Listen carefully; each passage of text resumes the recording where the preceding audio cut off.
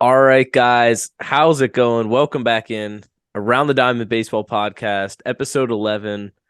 I am Matt, joined by Kyle today. We're going to talk a little baseball, but first, Kyle, I know you're doing fantastic because of your Miami Heat, but how's life treating you right now?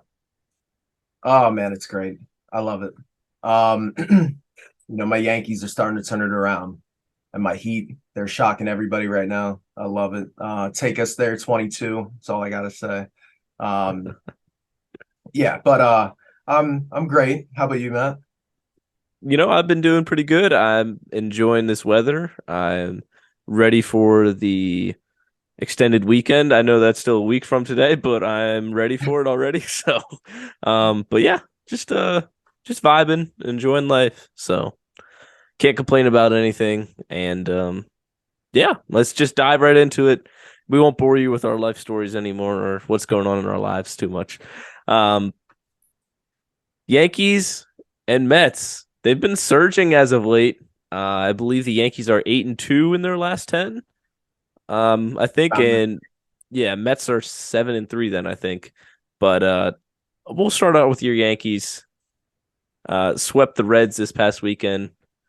What do we really need to know about what's been going up with the Yankees that the record's been going up? Yeah. I mean, Aaron Judge, I guess. That's pretty much been the biggest difference maker on this club ever since he got back from the IL. This man is producing. He's picking right back off where he left off. But yeah, he's insane. I mean, there's not really much to say. We expect this out of Judge. I think what's even more impressive than the sweep of the Reds, I think, is the series before when the Yankees took 3 out of 4 in Toronto. Hmm. When we had that extremely crazy series up there in the six. Domingo Germán got tossed. We got Schneider calling one of the Yankees bench coaches fat boy. You know, uh, very very adequate Yankees Blue Jays series. Yeah, no, I mean it's great recently. I think this team is clicking. Um, I think one of the most impressive things for me, at least from a Yankee standpoint, is the fact that Hal Steinbrenner's kind of, winning over some Yankee fans recently. He's willing to eat some money of the players who should not be on the roster. Things Oh, that like have been who? asked. Like who? Oh man, our good old buddy Aaron Hicks. Oh man. Um, in all seriousness, though, um, you know, everybody knows how Yankee fans feel about Aaron Hicks. We really do. But he provided a decent amount of positives for this ball club from, up until about 2019. That was about it. But um, no, he's a great guy. He's a great clubhouse guy. I mean, I really hope he can latch on somewhere and maybe do something. But his time was up in New York. His time was up a year ago. He should have been out then. But yeah, I mean, I think it's a very positive sign for Yankee fans. The team's playing better in all aspects of the lineup, the bullpen, the pitching staff, everything, and then seeing Hal Steinbrenner, kind of making those front office moves, exactly what the Yankee fans have been wanting for ages now.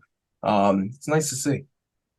Yeah, so a lot of what Yankees fans, if I'm getting it right, were complaining about, like, let's just say 2 weeks ago, was that Aaron Judge was injured. Some other guys obviously are still injured. Rodon, just to name one. But anyway, a lot of it was complaining that the guys that they did have weren't performing up to level, up to standard. They weren't performing how they should be. They know they're good players and there's talent there, but they just hadn't been playing up to it. So right now, if I'm getting this right, it's just that those guys are playing up to standard. Aaron Judge is back and healthy, and he's been smashing the ball the last couple days. Um, I saw you got Luis Severino back now too. How about that? Yeah, his first start went positive. It's exactly what kind of we expected. Um, I mean, there was a few spots in there where, I mean, he's coming back from injury. I mean, there's not much you can ask for, especially in his first start. But it's a huge addition to this team. This team is very talented, but they need to get healthier, and this is just one step getting to the fully healthy team that we all want, on that field. So Yeah, Severino looked good. And sliding him back in, Johnny Brito got sent down, so that's a positive for the pitching staff. So we'll see. I mean, I think the Yankees are starting.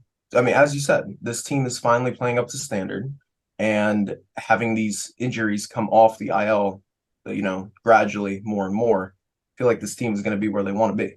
So it's pretty much just a matter of time. Yeah, and you still got isn't Donaldson? He's still injured, right? Yeah, he is.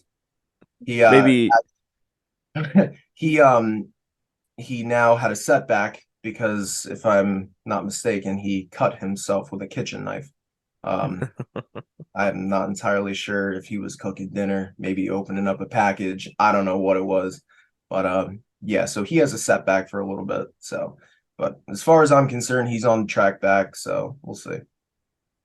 so. You're probably feeling pretty good. Yankees are sitting at second, third in the division. Third. Sorry, I don't want to discount the Orioles. They're sitting third in the division, which is crazy because just like last week they were last. So now they're just jumped the Blue Jays, jumped the Red Sox the whole way up to third place. You're probably this might be a dumb question because you're not really feeling worried, but like worry meter for the Yankees right now. Probably last time we asked you was like a solid 8 or so. What Yeah. what are you feeling right now? Maybe it should be the confidence meter. Okay. So I'm obviously feeling much better about this club than I was even just a week ago. Especially after that Blue Jays and Reds series. Right now, I'm going to go with the worry meter. I'm going to say it's at a 5. I feel like I'm 50-50 because I don't think I've seen enough from this team. I need to see this production keep up. So I'm going to go 50-50. Now, if you ask me again next week, they're having a 3-game series starting tomorrow against the Orioles. Huge series, exactly, what we need to take care of business here because with the Orioles in second place, we can't afford to lose any more games, especially in the AL East. This division, we talk about it every week. This division is stacked, and every team's over 500. This we could very well see multiple teams from this division into the playoffs in October. So, yeah, right now I'm going 50-50, but you ask me again, it could be either way on either side of that 50-50. That's fair. We'll have to check back in a week from today because I'm not mistaken. They have a series with the Padres then after that. Yeah, I'm excited for that one. I mean, this is another one of those schedule things where, I can't remember the last time I watched the Padres come to New York.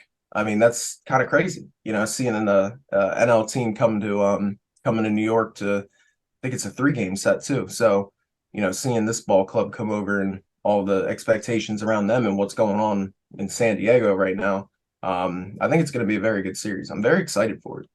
Yeah. Yeah, I would be too. I was looking for Phillies games to go to, like just ones that I would want to pick out. And I was looking for Padres, but uh, either that didn't work up because usually I'm only available to go on weekends, or um, the prices were ridiculous, which doesn't surprise me. But yeah, Yeah, it'd be nice to see. Well, for you especially, National League West team come the whole way out east to play the Yankees. Pretty cool. Um, yeah, for sure. but we'll switch gears to the NL East and your crosstown rivals, little brother, or whatever you want to say. Some Yankees fans feel different about them than others. The Mets, they've also been on a bit of a heater now. Seemingly, maybe turned it around. I don't know. We'll see. They swept the Guardians over the weekend, and their guys really, the guys that they need to be performing, really stepped up. In Pete Alonso had some big home runs, and Francisco Lindor had a nice walk off as well, and that really got the juices flowing. It seemed like for the Mets, and they seem to be back on track. Scherzer and DeGrom had some nice starts for them. Um, I know you're a little bit tapped into the Mets world. What are you feeling about the Mets so far? I mean, I'm not sure, if I talked about this before in the past, but I don't mind the Mets. I actually kind of like them. I mean, I know I might get a lot of hate for that being a Yankee fan, but I don't mind them. I don't mind the Mets at all. So for me, it's nice to see the Mets actually, I'm sorry, but I feel bad for Mets fans. I mean, all year after year, it's Mets gonna Met, whatever it is, and me being a fan of New York, I have a special place for these other New York teams. We bicker and everything, but at the end of the day, I want to see them succeed too. And for the Mets, finally starting to come around a little bit more. We all know their 2023 has been in shambles. It's been ridiculous because this team is very capable of anything. I mean, just the product on the field alone is insane. So, I mean, it's a nice sight. I mean, obviously Pete Alonso being the guy he is, Francisco Lindor, JV the other night, that was cool to see. Going 8 innings. So hopefully they keep it up. But yeah, we'll see how it goes. Yeah, and it's interesting you brought up how the team's sort of capable of anything. We saw that last year, before the collapse, before not even a collapse, before the Braves just beat them. Basically, the Braves just were a better team. The Mets were good, Braves were better. But this is like pretty much the same team. Sure, you swap out DeGrom, but you bring in Verlander coming off a Yep. Cy Young. Okay. So that's awesome. You brought in Kodai Senga. You're calling up these names too. That's which I think is interesting part. Bringing up Beatty, bringing up Francisco Alvarez, and then what's the last guy's name? Blanking. Vientos, Mark Yes, Vientos. Mark Vientos. So they had a game where they all homered. I think was it back to back to back. I'm not entirely sure. I didn't watch the game, but I do know what you're talking about. It is Yeah. something along those lines. Yes. So, I mean, that's always great to see when three of your future players, your future stars, are all contributing in one game. It gives you a little bit of confidence for the future of your team, I'd say. Speaking from maybe a little bit of experience with the Phillies, but it's nice for the Mets. Yeah, it's not nice for me because they jumped my Phillies to go into second or third place in the division, or no, second place in the division. So I'm never going to cheer for the Mets to do good, but it does kind of stink when you see teams like the Padres and the Mets, um, who have all this talent, spend all this money, and they're not performing good. So uh, it's nice to see the league stars do good, and that's what's happening in New York now. That's what's supposed to be happening. So it's great to see uh, good players do good and do their good things. Do the thing. That's all they got to do. Exactly. No, yeah, I'm totally on board with you. Yeah. We'll transition here to the Padres because I brought them up. They still have been struggling. We talk about them every week on this podcast. I've had the pleasure of hosting it the past 4 or 5 times now, or co-hosting it. So I've known because I write up some of these topics, and it seems like we're putting Padres struggles in here about every week. Maybe that's Mello, just he's messing with it because he always takes the opportunity to trash on the Padres whenever he gets one. But either way, they're struggling. This sentence was probably not on anybody's bingo card at the beginning of the 2023 season. The San Diego Padres are currently in fourth place in the NL West, and we are almost at the end of May. What is going on? Yeah, wow. No, you're 100% right. And it's, week after week, we're like, well, this has to end at some point, right? But here we are again talking about it more and more. So I really don't know. I mean, I'm still going with my whole prediction from the offseason. I still think this team is amazing. This team is that lineup is ridiculous. And when those top four guys are producing, it's just like the Mets. There's no telling what this team can do. But the thing that kind of worries me the most is the NL West outside of the Dodgers is like it's kind of younger teams that shouldn't. I hate saying this because I feel like baseball is a sport where you got teams who aren't expected to do good and are doing good, and that's kind of like the NL West right now. You got the Diamondbacks in there, the Rockies, and kind of blanking on the last the Giants. Giants. So for me, seeing, in that division, the clear top two are very easily the Dodgers and the Padres. But with the Padres sitting in fourth right now, it's like, what exactly is the issue here? So I think it's only a matter of time. I mean, I'm gonna keep saying it every week just because I'm very high on this Padres team. I think it's only a matter of time before they start righting the ship, getting this thing going, hopefully after this weekend. But hopefully they just, I mean, it's kind of like a case where this team can't keep this up forever. At least that's what I think. But it's, we keep talking about it over and over again. So who knows? Yeah, exactly. And it's sort of well, they're gonna figure it out eventually. This team's too good to not figure it out. Is sort of the saying there. And Melo has set the standard for us to judge teams. We can start judging them after Memorial Day. That's when we can start taking standing seriously. The teams have established themselves. We're not just 2 days into the season, so the stats and the records don't mean anything anymore. So that's after this whole week of baseball, in the time they are going to play. What the heck? Okay, the Nationals. They're going to play the Nationals. You would think that's at least 2 wins. The Nationals Yeah, haven't been great. Now, they haven't been a total pushover. They're yeah. not the A's. They're a slight step above. So Mhm. they're not terrible. Then they got the Yankees, who have been surging as of lately. And then the Marlins, who, for whatever reason, have been hanging around and have actually been a decent team so far this year. Yeah. And I say that generously because they're better than my Phillies at this point, which sucks to say. But to me, the Padres, you got to be, 1 or 2 games below 500 when we get to Memorial Day. They're currently sitting at 21 and 26, 7.5 games back. This is a nice stretch. I mean, the Yankees isn't a nice stretch, but the Nationals, that's a chance to gain some games back. And then the Marlins, that's another chance to gain some games back. To me, they need to win like 6 of these. I think they're all 3 games. That's just 6 of these 9 games. Not Mhm. saying, get swept by the Yankees and sweep the Nationals and the Marlins. I'm Yeah. sure you'd like that. But, either way, whatever combination is I think they got to win 6 of these next 9 games, which would put them at 27 and 29. I think I did Yeah. that math right. So you got to close the gap a little bit here. If they lose 6 of these 9 games, I I don't know. I mean, you can't be sellers at the trade deadline, but you're gonna have a big hole to dig yourself out of. And Diamondbacks seem to be for real. Yeah. Yeah. No, I definitely agree with you. And I think for the whole, if the Padres are going to turn this around, I feel like exactly what you just said, they need to take advantage of it in this road trip. They got 3 East Coast teams that they're facing here, and 2 of them are teams that you should be beating, right?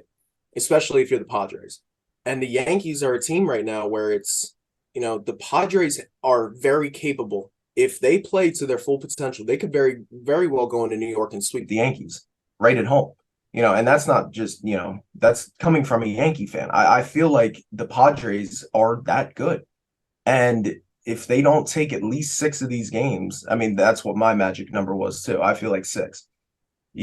Something's got to give there. And it's tough to say, what that is. Are we looking at a Angel situation where, hey, they got the superstar, in which the Padres have 4 of them? You Yeah. can't really sell, but you're not good enough to buy. Hmm. It shouldn't be that situation. You got 4 superstars, then you got Joe Musgrove, who threw a no hitter last year.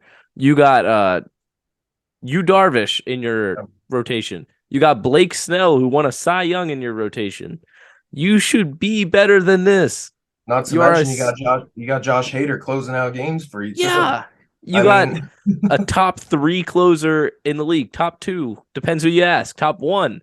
Um, you are one of the best, if not the best team on paper. What are you doing hanging in 4th place with the low lifes of baseball?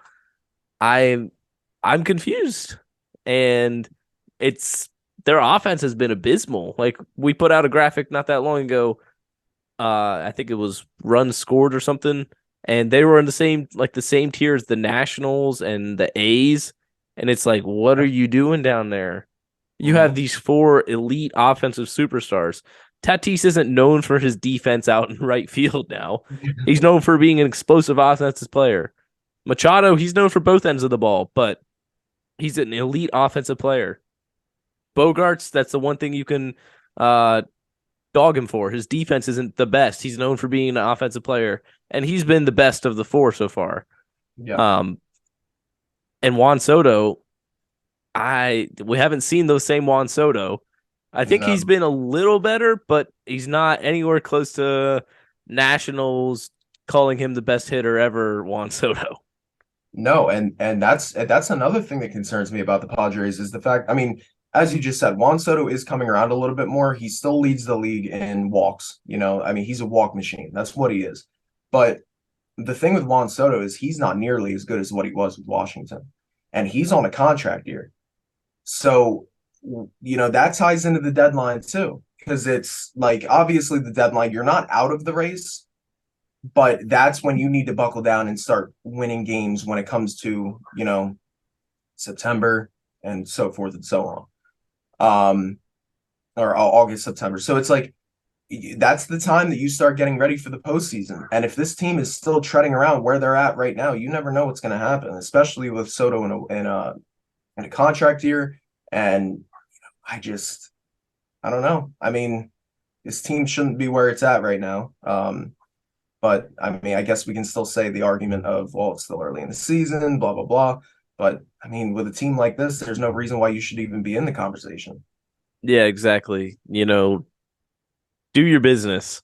The Braves, they're showing you how to do it. The Dodgers, they're showing you how to do it. The Yeah. Rays, the Orioles, they're all showing you how to do it. And I know we could talk till we're blue in the face about how good the Padres should be and how bad they are, but we'll restrain ourselves. So just to let you guys go on that, we gave you enough Padres talk for now. We'll move on. Some more interesting things. Orioles released their new City Connect jerseys. Um, Kyle said he's really excited to hear my thoughts on this, so I'll give them. I like them. They're not great. They're not elite, but they're good. Uh, I'm not sure if you saw the Orioles like explanation, the whole breakdown of the jersey. You did? Okay. Yeah. Well, a main point of it was decorating the inside of the jersey, like the collar and then the inside of the sleeves. And I'm like, okay, it's cool. I like the little design there. I like the color pop. There's like some green and pink and yellow in there and orange. But what's that doing on the inside of your jersey? Like, sure, it's nice you see a little flip of color when somebody has their top button undone or when you're pitching and you can see the inside of the sleeve. But then you go with just a plain black outside and then just a white block of Baltimore across the chest. They're good, but bring the color a little more to the outside. I'm not saying have pink, green, orange, yellow jerseys necessarily, but I they're good. They're good. That's what I'll say. Kyle, what do you think? Okay. So this is another one of those things for me, at least, is they had so much potential, right? And I feel like they kind of, they're not terrible. They're not, but they're not good. I think they're plain. And like you said, the whole color pop on the inside. Why are you focusing on the inside of the jersey? That should be more on the outside. And it's kind of like I love the circle, right? And has the Baltimore B on it and the inner cities, I believe it is, or the inner boroughs, however, you know, Yeah. neighborhoods, I think they was the explanation. Hmm. I love that detail. I really did. But you have such a cool colorway, right? You got that black and orange. That's iconic, right? And that orange is just missing. I don't see much of that at all. You know, I mean, and like I said, the whole Baltimore in block letters, and I know it was designed off of posters back in the day, you know, things like that. But I feel like they could have done more. I think it's middle of the road, maybe below average, depending on how I would rank the other City Connects. Um, but yeah, I kind of feel like, you know, they focus too much on the inside, exactly what you said. And Yeah. you know, if the player doesn't have his sleeves rolled up, in the outfield or whatever, you're not really gonna see it all that much.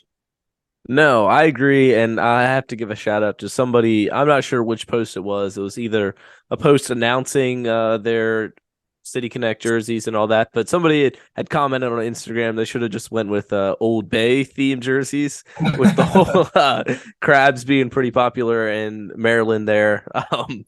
Which hey, I like Old Bay, but Yeah, yeah, that would have been hilarious if they had a really good social media team to pull out pull a fast one on all of us with that. But then to let everybody down and introduce these maybe would have broke some hearts. But yeah, they're good. They're not great. So you're yeah. definitely saying the Reds are better. Oh, of course. I'm still on that. Well, let's not forget. Yeah, I mean, I last week I had, came out with a very hot take, especially in Bobby's eyes. I said the Reds was the best City Connect that has dropped yet, and I stand by that. I still do. And who knows? Maybe I will at the end when all teams come out with them. But I don't know. We'll see. Yeah, I think the Reds is better than the Orioles. I would say so. The Reds are nice. I like them, especially when you pair them. Did you see Jonathan India's Jordan ones, I did. red and black ones? Oh, those are so I'm clean. telling you, I'm gonna stand by that. Yeah, hey, we're gonna have to come out with a updated ranking by each of us of all the jerseys, video or graphic or something. I don't know, but we'll come out with that at some point. Um, let's close it out here real quick.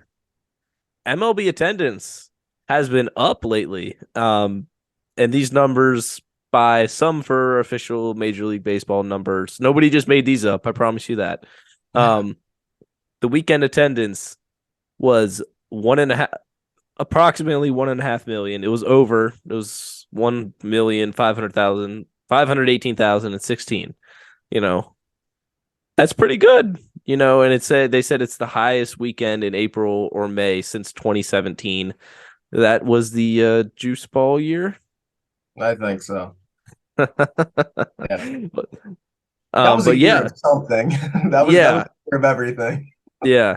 But it was nice to see that, Major League Baseball doing something right.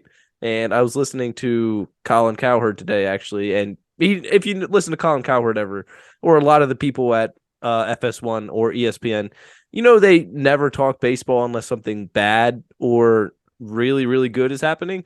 So it Yeah. was nice to hear him say he was complimenting baseball that they changed the rules and they made the game quicker and it's more engaging. You got the same product, but you just made it a little bit shorter. And I think that's a big thing for people, being able to either watch a game quickly and be engaged the whole time, or you go to a game and you're not spending 4 hours there. Um, I like it so far. What do you think of these numbers that came out? Yeah, I mean, obviously we are big advocates for growing this game, and it's nice to see baseball finally getting some of that recognition. It's very awesome to see. I'm still mixed on these rules. I mean, the whole pitch clock thing, everything else that's being involved into the game of baseball. I'm still mixed about it. Maybe at the end of the year I'll have a better answer, but I mean, hey, it's whatever can grow the game. That's at the point where I'm at. I just obviously we love this game very much, and we want to see it up there with the top rankings of every other sport in America, and for that matter, across the entire world. So it's a beautiful thing to see, and I hope it stays. I really do. Yeah, exactly. And I think as a whole, we're all pretty good with the rule changes for the most part. And I know we're not going to make any final decisions or opinions now. But we think that it's affected Major League Baseball as a whole pretty positively, not negatively. But yeah, that's pretty much all she wrote for this episode. Thank you guys for tuning in. Um, and we'll see you next week. See ya. Yeah. See ya.